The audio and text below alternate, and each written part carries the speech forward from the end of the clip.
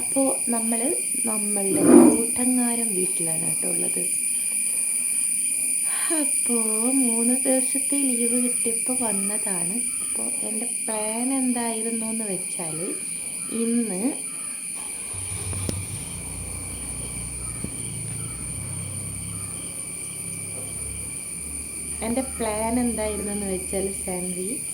ഇന്ന് സാൻവിനെയും വസുവിനെയും കൂട്ടിയിട്ട് മുനിസിപ്പൽ പാർക്കിൽ പോവാമെന്ന് വിചാരിച്ചിട്ടുണ്ടായിരുന്നു.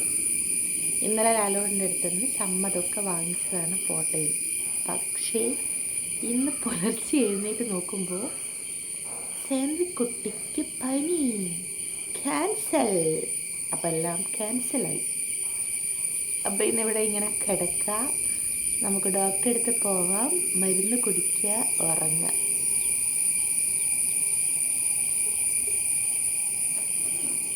അപ്പം ഞാൻ പറഞ്ഞതുപോലെ തന്നെ ഞാൻ മക്കളെയും കൂട്ടിയിട്ടൊന്ന് പുറത്ത് പോയാലോ എന്നുള്ളൊരു പ്ലാൻ ഉണ്ടായിരുന്നു കേട്ടോ.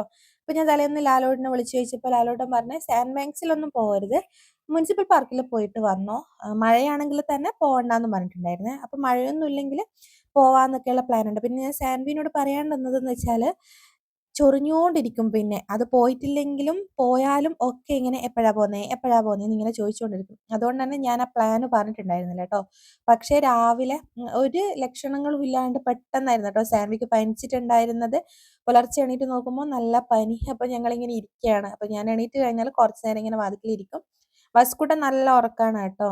അപ്പം ഞാൻ വേഗം പോയിട്ട് അപ്പുറത്തെ റൂം ബെഡ്ഷീറ്റൊക്കെ ഒന്ന് മാറ്റി വിരിക്കട്ടെ എന്ന് വിചാരിച്ച് സാൻവിനോട് അങ്ങനെ ഒരു പ്ലാന് പറയാത്തതുകൊണ്ട് തന്നെ വലിയൊരു എക്സ്പ്രഷൻ ഒന്നും ഉണ്ടായിരുന്നില്ല കേട്ടോ. ആ ഒരു ഞെട്ടലേ ഉണ്ടായിരുന്നല്ലോ.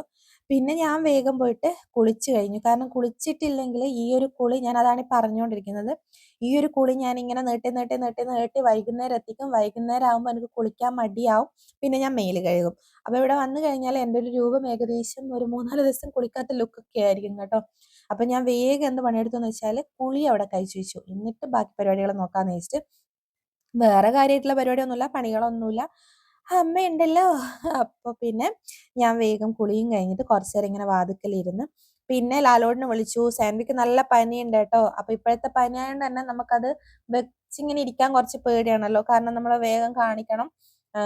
പിന്നെ ഓരോരോ ലക്ഷണങ്ങളായിട്ട് പിന്നെ അതിൻ്റെ പുറകെ വന്നോളും. അതിലൊന്നുള്ളത് പെട്ടെന്ന് കാണിച്ച് മരുന്ന് കുടിച്ച് അത് മാറ്റുന്നതാണ്. പിന്നെ സ്കൂളൊക്കെ ഉള്ള ദിവസങ്ങളിലല്ലേ ഇനി വരാൻ പോകുന്നത്. അപ്പോൾ ഇത് വെള്ളിയാഴ്ചയാണ് കേട്ടോ. വ്യാഴാഴ്ച വൈകുന്നേരമാണ് ഞാൻ എൻ്റെ വീട്ടിലേക്ക് വന്നിട്ടുണ്ടായിരുന്നത്. വെള്ളി, ശനി, ഞായർ ലീവാണ്. അപ്പോൾ ഞായറാഴ്ച വൈകുന്നേരം തിരിച്ചു പോകാമെന്നുള്ള പ്ലാനിൽ. അതിനിടയിലാണ് ഇങ്ങനൊരു പനി വന്നത്. അപ്പോൾ സാൻവിക്ക് നല്ല ക്ഷീണമുണ്ട്. പെട്ടെന്ന് എന്താ പനി എന്നുള്ളത് കാരണം കണ്ടുപിടിക്കാൻ പറ്റിയിട്ടില്ല. അങ്ങനെ നമ്മൾ ഹോസ്പിറ്റലിലേക്ക് പോവാണ് കേട്ടോ. അപ്പോൾ സാൻവിൻ്റെ സ്ഥിരം ഡോക്ടർ ഹാരിസ് ഡോക്ടർ അടുത്തേക്കാണ് പോകുന്നത്. ലാലോടിനെ വെയിറ്റ് ചെയ്ത് നിൽക്കുന്നതാണ്. വസ്കുട്ടൻ എണീറ്റിട്ടില്ല. അപ്പോൾ പിന്നെ ഞങ്ങൾ ലാലോടിനെയും കാത്തിങ്ങനെ നിന്ന്. അപ്പോഴത്തേക്കും ലാലോടിനെത്തി. മഴയില്ല ഭാഗ്യത്തിന്. നമ്മളുടെ വീട്ടിലെ മുന്നിലത്തെ റോഡാണെങ്കിൽ വളരെ പരിതാപകരമാണ് കേട്ടോ. അപ്പോൾ ഞങ്ങളിങ്ങ് മുന്നോട്ട് വന്ന് നിന്നതാണ്. സബീഷേൻ്റെ വീടിൻ്റെ മുന്നിൽ വന്ന് നിന്ന് ഇവിടെ നിന്നാണ് വണ്ടി കയറുന്നത്. അങ്ങോട്ട് വണ്ടി എടുത്തു കഴിഞ്ഞാൽ ബുദ്ധിമുട്ടാണ്. അങ്ങനെ ഞങ്ങൾ രാവിലെ തന്നെ പോവുകയാണ്.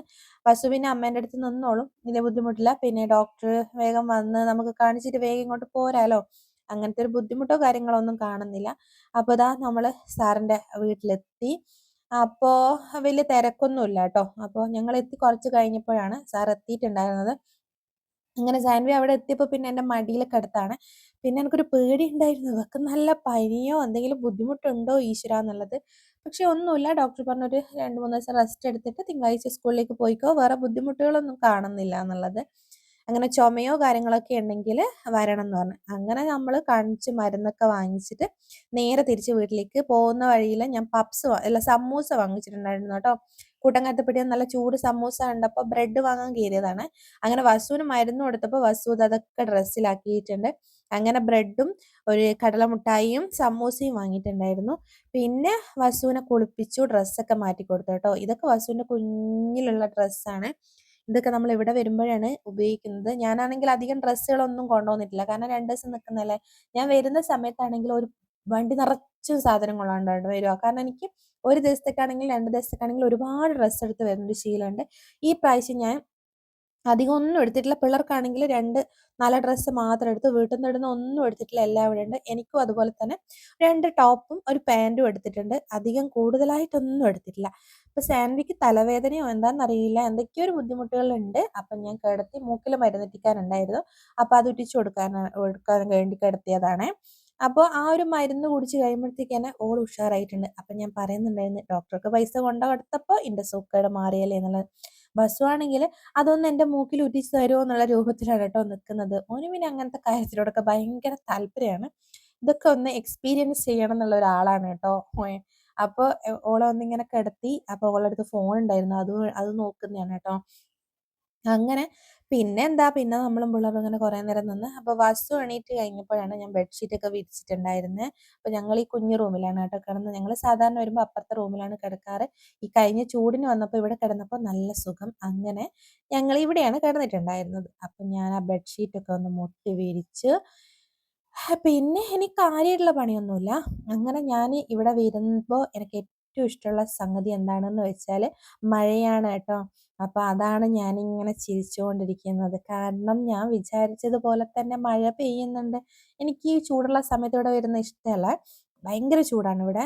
അതിൽ ബെറ്റർ മാക്കൂലാണ്. കാരണം മാക്കൂൽ അത്ര ചൂടില്ല. ഇവിടെ എനിക്ക് ഏറ്റവും ഇഷ്ടം മഴയത്ത് വരാനാണ് കേട്ടോ. കാരണം വെള്ളമൊക്കെ നല്ല രീതിയിലുണ്ടാവും. നല്ല രസമുണ്ടാവും കാണാൻ. അങ്ങനെ കുറച്ച് കഴിഞ്ഞപ്പോൾ പിള്ളേർക്ക് കുറച്ച് മാഗി ഉണ്ടാക്കി കൊടുത്ത് പിള്ളേർ രണ്ടാളും അത് തിന്നുന്നതാണ് കേട്ടോ. വൈകുന്നേരം വരെയുള്ള വീഡിയോ ഒക്കെ എടുക്കണം എന്ന് വിചാരിച്ചിട്ടുണ്ടായിരുന്നേ. പിന്നെ എന്തൊക്കെയോ കാരണത്താൽ എന്നോട് എടുക്കാൻ വിട്ടുപോയി. അതുകൊണ്ട് കാര്യമായിട്ടുള്ള വീഡിയോസ് ഒന്നുമില്ല. ഒരു ദിവസത്തെ മുഴുവനായിട്ടുള്ള വീഡിയോസ് ഒക്കെ ചെയ്യണമെന്നുണ്ട്. പക്ഷെ ചില സമയങ്ങളിൽ നമ്മളോട് മറന്നു പോകും. അപ്പോൾ ഇന്നത്തെ വീഡിയോ ഇത്രയൊക്കെ തന്നെയുള്ളൂ. പുതിയതായിട്ട് നമ്മുടെ ചാനൽ ആരെങ്കിലും കാണുന്നുണ്ടെങ്കിൽ സബ്സ്ക്രൈബ് ചെയ്യാൻ മറക്കരുത്. അപ്പോൾ ശരി, ബൈ.